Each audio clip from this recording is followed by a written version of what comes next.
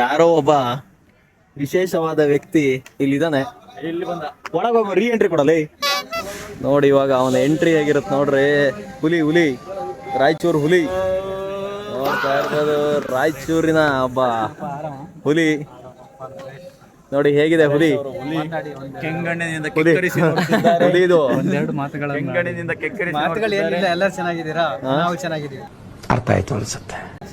ಏನು ಟ್ರಿಪ್ ಎಷ್ಟೋ ವರ್ಷ ಆದ್ಮೇಲೆ ಮತ್ತೆ ಟ್ರಿಪ್ ಹೊರಡ್ತಾ ಇದೀವಿ. ಸ್ಯಾಲ್ರಿ ಆಗಿಲ್ಲ, ನೆಕ್ಸ್ಟ್ ಮಂತ್ ಆಗುತ್ತೆ. ವೈ ನೋಡ್ರಿ ಹುಲಿದ ಹೇರ್ ಸ್ಟೈಲ್ ನೋಡಿ, ಇರ್ಲಿ ಪರವಾಗಿಲ್ಲ. ಟೂತ್ ಸ್ಟೈಲ್ ನೋಡಿ. ಕೆಕ್ಕರಿಸಿ ನೋಡ್ತಾನೆ ನೋಡ್ರಿ. ಹಿಂಗೆ ಈಗ ನರೇಶ್ ಅವರು ಈಗ ನಮಗೆ ನರೇಶ್ ಅವ್ರ ಬಗ್ಗೆ ಏನಾರ ಒಂದು ಅಭಿಪ್ರಾಯ ಹೇಳಿ. ನರೇಶ್ ಅವ್ರ ಬಗ್ಗೆ ಏನ್ ಹೇಳಕ್ಕಾಗುತ್ತೆ? ರಾಯಚೂರಿನ ಹುಲಿ, ಗಣ್ಣಿನಿಂದ ಕೆಕ್ಕರಿಸಿ ನೋಡುತ್ತಿರುವ ಹುಲಿ. ನೋಡಿದರೆ ಗೊತ್ತಾಗುತ್ತೆ ಘನತೆ, ಗಾಂಭೀರ್ಯತೆ ಎಲ್ಲದನ್ನು ನೋಡಿ ತಿಳ್ಕೊಳ್ಳಿ. ನೋಡಿದ್ರೆ ಗೊತ್ತಾಗುತ್ತೆ. ಹೇಳ್ಬೇಕಂತ ಏನು ಅವಶ್ಯಕತೆ ಅಲ್ಲ. ನೀವು ಬಹಳ ವರ್ಷ ಆದ್ಮೇಲೆ ನರೇಶ್ ಅವ್ರನ್ನ ನೋಡ್ತಾ ಇದೀರಿ. ತುಂಬಾ ವರ್ಷಗಳೇ ಆಗಿದ್ದು. ಏನ್ ಅನಿಸ್ತಾ ಇದೆ ನರೇಶ್ ಅವರಲ್ಲಿ ನಿಮ್ಗೆ ಏನ್ ಬದಲಾವಣೆ ಏನ್ ಕಾಣ್ತಾ ಇದೆ? ಏನು ಬದಲಾವಣೆ ಇಲ್ಲ. ಅವರು ತುಂಬಾ ಸಿಂಪಲ್ ಮನುಷ್ಯ.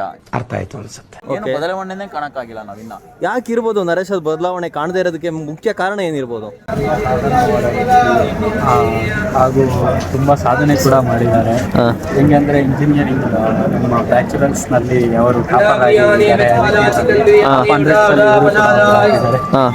ಅವರಿಗೆ ನಮ್ಮ ಸಂಘದ ಪರವಾಗಿ ತುಂಬ ಹೃದಯದ ಅಭಿನಂದನೆಗಳು. ಅವ್ರಿಗೊಂದು ಟಿಪ್ಸ್ ಕೊಡ್ತಾರೆ, ಯಾವ ರೀತಿ ಕ್ಲಿಯರ್ ಮಾಡೋದು ಎಕ್ಸಾಮ್ಸ್, ಒಳ್ಳೆ ರ್ಯಾಂಕ್ ತಗೊಳ್ಳೋದು. ರ್ಯಾಂಕಿಂಗ್ ಅಲ್ಲಿ ಹೆಂಗೆ ಕ್ಲಿಯರ್ ಮಾಡ್ತಾರೆ? Not for life. ಹೇಳಿ ನರೇಶ್, ಆ ಒಂದು ಅಭಿಪ್ರಾಯ, ಈ ಒಂದು ಅಭಿಪ್ರಾಯ, ಆ ದಿನಗಳಿಗೂ ಈ ದಿನಗಳಿಗೂ ಏನು ವ್ಯತ್ಯಾಸಗಳಿದೆ? ಆ ದಿನಗಳಿಗೂ ಈ ದಿನಗಳಿಗೂ ನಮ್ಗೆ ಚೇಂಜ್ ಆಗಿರೋದು ಲೈಫ್ ಮಾತ್ರ. ಆವಾಗ ನಮ್ಗೆ ಬರೀ ಓದೋದು ಮಾತ್ರ ಇತ್ತು. ಈಗ ಜವಾಬ್ದಾರಿ ಎಲ್ಲ ಬಂದಿದೆ.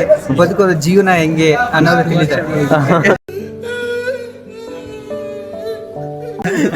ಎಷ್ಟು ವರ್ಷಗಳಿಂದ ಎದೆಯಲ್ಲಿ ಬೆಂಕಿಯಲ್ಲಿ ಇಟ್ಟುಕೊಂಡು ಏನು ಮಾಡದೆ ಅವಿತುಕೊಳ್ಳುವುದು. ಮದುವೆ ಆಗ್ಬೇಕು ಅನ್ನೋ ಹುಮ್ಮಸ್ ಬಂದಿದೆ ಹುಡುಗಂಗೆ. ಏನೋ ಮದುವೆ ಆಗ್ಬೇಕು ಅನ್ನೋ ಹುಮ್ಮಸ್ ಬಂದಿದೆ ಹುಡುಗಂಗೆ. ಅದಕ್ಕೆ ಏನ್ ಮಾಡ್ಬೇಕು? ಹುಡುಕ್ತಾ ಇದಾರೆ. ಈಗ ಕೇರಳದಲ್ಲಿ ಯಾವ್ದಾದ್ರು ಒಳ್ಳೆ ಕುಟ್ಟಿ, ಕೇರಳ ಕುಟ್ಟಿ ಸಿಕ್ಕಿದ್ರೆ ಹಂಗೆ ಬರ್ಬೋದು. ಎಂದ ಚೇಟ ಎಂದ ಚೇಟ ಅಂದ್ರೆ ಬಾರಮ್ಮ ಅಂತ ಮನಸ್ಸಲಾಯೋ ಅಂತ ಹೇಳ್ಬಿಟ್ಟು ಮುಂದೆ ಬಿಡ್ತಾರೆ. ಎನ್ನ ಟ್ರೈನಲ್ಲೇ ಯಾವ್ದಾದ್ರು ಸಿಗುತ್ತೋ ಏನೋ ಗೊತ್ತಿಲ್ಲ. ಟ್ರೈನಲ್ಲಪ್ಪ, ಆಲ್ರೆಡಿ ಕಂಪ್ನಿಯಲ್ಲೇ ಸಿಕ್ಕಿದೆಯಂತೆ ಮನಸ್ಸಲಾಯೋ ಕಂಪ್ನಿಗೆ. ಟ್ರೈನ್ ಅಲ್ಲಿ ಬೇರೆ ಟ್ಯಾಲೆಂಟ್ ಬಗ್ಗೆ ನಿಮಗೆ ಗೊತ್ತಿಲ್ಲ. ಓಕೆ, ಕಂಪ್ನಿ ಅದು ರೆಸಿಗ್ನೇಷನ್ ಮಾಡಿದ್ರು ಕೂಡ ರಿಟರ್ನ್ ಮಾಡಿದ್ದಾರೆ ಅವ್ರನ್ನ. Talented person. ಆಗ್ಲೇ 4 ಕಂಪ್ನಿ ಆಲ್ರೆಡಿ 4 ಕಂಪ್ನಿ ಚೇಂಜ್ ಮಾಡಿರುವಂತ ಭೂಪ. ಏನು 3ನೇ ಕಂಪ್ನಿಯಲ್ಲಿ ಇದ್ದೀರಿ. ಅವರೆಲ್ಲ MNC-ಲೇ ಇದ್ದಾರೆ. ಅಲ್ಲ, ನಿಮಗೆ ಏನು ಅಂದ್ರೆ ಏನ್ ಮೋಟಿವೇಟ್ ಮಾಡಿದ್ದೇನು ಇಷ್ಟೊಂದು ಕಂಪ್ನಿಗಳು ಚೇಂಜ್ ಮಾಡಕ್ಕೆ? ಕಂಪ್ನಿ ಸರಿ ಇಲ್ವಾ, ಅಥವಾ ಕಂಪ್ನಿಲಿರೋ ಜನ ಸರಿ ಇಲ್ವಾ, ಅಥವಾ ನೀವೇ ಸರಿ ಇಲ್ವಾ? ಇದೆ, ಜನ ಸರಿ ಇದೆ, ಎಲ್ಲದೂ ಸರಿ ಇದೆ, ನಾವು ಸರಿ ಇದೀವಿ. ಬಟ್ ಏನೋ ಮನಸ್ಸು ಅವಾಗವಾಗ ವ್ಯವಸ್ಥೆ ಹಾಳಾಗುತ್ತೆ. ಮನಸ್ಸಿನ ವ್ಯವಸ್ಥೆ ಹಾಳಾಗಿ ನಾವು ಮುಂದೆ ಏನಾದ್ರು ಮಾಡೋಣ ಅನ್ನೋ ಒಂದೇ ಕಡೆ ಇದ್ರೆ ಜಡ್ ಕಟ್ಟುತ್ತೆ ಅಂತ, ತುಕ್ಕು ಬರುತ್ತೆ ಅಂತ. ಏನ್ರಿ ಅದು ಮಾತಾಡೋದು? ಏನ್ ಮಾತಾಡ್ತಾರ್ರಿ? ಯಾವಾಗ್ಲೂ ಓಡ್ತಾ ಇರ್ಬೇಕು ಅಲ್ಲಿಂದ ಇಲ್ಲಿಗೆ. ಈಗ ನಾಳೆ ಏನಾದ್ರು ನಮ್ಮ MD ಫೋನ್ ಮಾಡ್ಬಿಟ್ಟು ಇಲ್ಲ ನೀನ್ ನಾಳೆಯಿಂದ ಬರ್ಬೇಡ ಕಣಪ್ಪ ಅಂದ್ರೆ ಮತ್ತೆ ಇನ್ನೊಂದು ಕಂಪ್ನಿಗೆ ಬೇರೆ ಇಂಟರ್ವ್ಯೂ ಕೊಡ್ಬೇಕು ಅಂದ್ರೆ ಮಾಡಂಗಿಲ್ಲ. ಏನೋ ಯಾರಾದ್ರೂ ರೆಫರ್ ಮಾಡ್ತಾರೆ ಅನ್ನೋ ಒಂದು ಭರವಸೆ ಮೇಲೆ ಬಂದಿದೀವಿ. ಕಂಪ್ನಿ ಇವಾಗ ಚೇಂಜ್ ಮಾಡೋಕ್ಕೆ ನಿಮಗೆ ಮೋಟಿವೇಶನ್ ಮಾಡಿದವ್ರು ಯಾರು ಅಂತ? ಯಾರು ಇಲ್ಲ. ನಿಮ್ಗೆ ನೀವೇ ಮೋಟಿವೇಶನ್ ಅಥವಾ ಬೇರೆ ಯಾರು? ಮೋಟಿವೇಶನ್ ಹಂಗಂಗೆ ಬರ್ತಾ ಇತ್ತು. ಬಟ್ ಕಂಪನಿಯಲ್ಲಿ CTC ಕೇಳಕ್ಕೆ ಒಂದು ಡಬ್ಬ ಐಡಿಯಾ ಕೊಟ್ಟಿದ್ದು. ಒಬ್ಬ ಕುಟ್ರ ಸ್ವಾಮಿಗಳು ಅಂತ ಇದ್ದಾರೆ. ಅವ್ರ ಐಡಿಯಾ ಕೇಳ್ಕೊಂಡು ಏನಾಗ್ಬಿಡ್ತು ಅಂದ್ರೆ, ನಂದು ಹಳೆ CTC-ಗೆ ಈ CTC-ಗೆ ಮ್ಯಾಚ್ ಮಾಡಕ್ ಹೋಗಿ ಬರೀ ಇನ್ನೇನ್ ಜಾಸ್ತಿ ಕೇಳು ಅಂತ ಹೇಳ್ಬಿಟ್ಟು CTC ಹಳೇದು ಇದು ಸೇಮ್ ಮಾಡ್ಬಿಟ್ಟವ್ರೆ. ಇನ್ನೇನ್ ಮಾತ್ರ ಜಾಸ್ತಿ ಮಾಡ್ಯಾರೆ.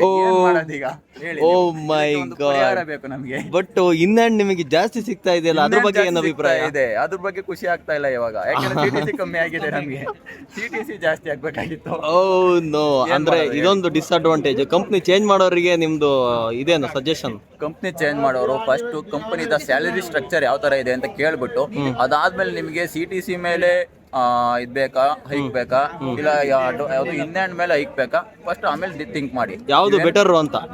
ಫಸ್ಟ್ ಸ್ಟ್ರಕ್ಚರ್ ಚೆಕ್ ಮಾಡೋದು ಬೆಟರು.